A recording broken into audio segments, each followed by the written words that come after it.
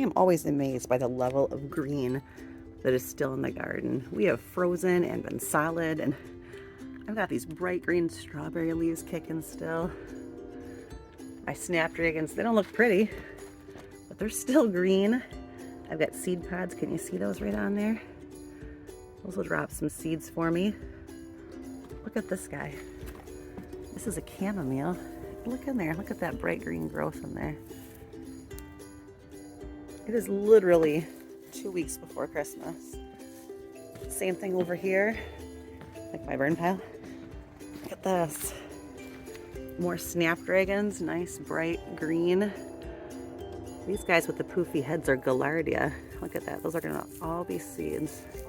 Can you see that in there? It doesn't want to focus. But those are all seeds too. These all break apart. Those are all snapdragon seeds in the insides of those. I could break all those apart. That's why every year here in the middle, this comes back. Those Gaillardia and those snapdragon heads all fall down there. And this is green onion. These ones are older ones, these bigger ones. They're on their second year. But I've got these smaller ones in here, like this nice little tender shoot right here. I could come out and harvest that right now if I wanted to, if I wanted green onions on something. Isn't that neat? We haven't checked in the girls in a little bit. Let's see. Let me show you what's going on here. Hi, honey girl. We almost lost a chicken. Not because anything happened to one, but this is Snowy. Hi, Snowy. And Snowy was trying to establish some pecking order and getting a little bit belligerent. But she seems to settle down. But I was worried about it because she was picking on one of my favorite chickens. Hi. But you break even now, aren't you? So I've got these salmon faverolles right here. Lucy and Eleanor. Eleanor was my alpha chicken. She is not in any trouble. But Lucy's kind of shy. And look, you can kind of see. Hey, Lucy. Lucy molted late and they picked on her. But she is looking so much better now. There's Cleo, Heather, and Jane. Hi. I just gave you guys food. Look, there's birthday cake on the ground. You guys feed your chickens birthday cake? My chickens got birthday cake today. Nobody ate it. I know. Hey. I do not have any treats. But thanks for letting me take a video of you. I know. I already fed you. I know. All right, I'll leave you alone now. Bye, guys. Over here, I've got yarrow. That's all yarrow. Nice, bright green yarrow. And up in here, I even have rosemary alive still, which I sometimes can't get rosemary to overwinter in my yard. But this year, I've got a plant still going outside. I might take a couple. Oh my gosh, that smells so good. I wish you were here. You could smell it. I just moved the plant and the whole thing just smells amazing. I might take a couple of these sprigs off and start them in the house before January and February hit, just in case this plant doesn't make it. We'll see. Look right here. Speaking of things that are alive still that you never expected to.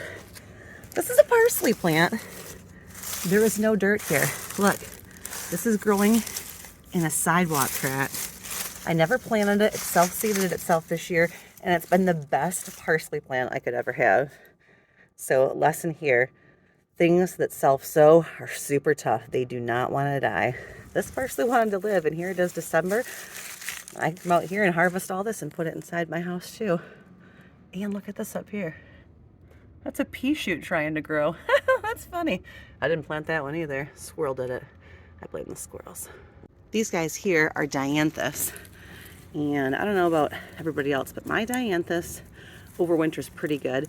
And it will be one of the first things to have bright color in the spring. I'll get bright pink and red blooms pretty early on, almost as early as my bulbs, because it just holds its plant so well through the winter here in Michigan. Up in here in my herb garden, I have some snapdragons. But back here, I've also got sage, and this sage is harvestable. I come out and get this sage, and I've got some lavender, if you can see back in there. And then way back here, there's Bush's rosebush. She's still doing really good. Lots of nice green ones. I have high hopes that she's going to make it. Trying Busha. This plant stays nice and pretty for me all year too. This is wild geranium, and I've got it, let me see if you can see, kind of under my bushes, and it kind of falls over the edge of my border here. Nice and green. A bunch of it goes this really pretty red and stuff. This rusty kind of color when autumn hits. So it's like this pretty mix of old growth and new growth from this year. And those live underneath my bushes. And look, here's another parsley. Parsley really can handle the cold here in Michigan. It's probably my favorite herb to grow. And we use it all the time. We use it all the time because we use it in homemade ranch dressing. That's what we make with it. These guys are new to me this year. This is feverfew. So I don't know why it's so green. I did not know it was this cold tolerant. I knew it was a perennial here, but it didn't grow very big in my first year. I grew it from seed last year, and it kind of got overshadowed a little bit. So now it's getting some sun, and I guess it likes the cold, and it's picking up a little bit. So we'll see how this goes in the spring.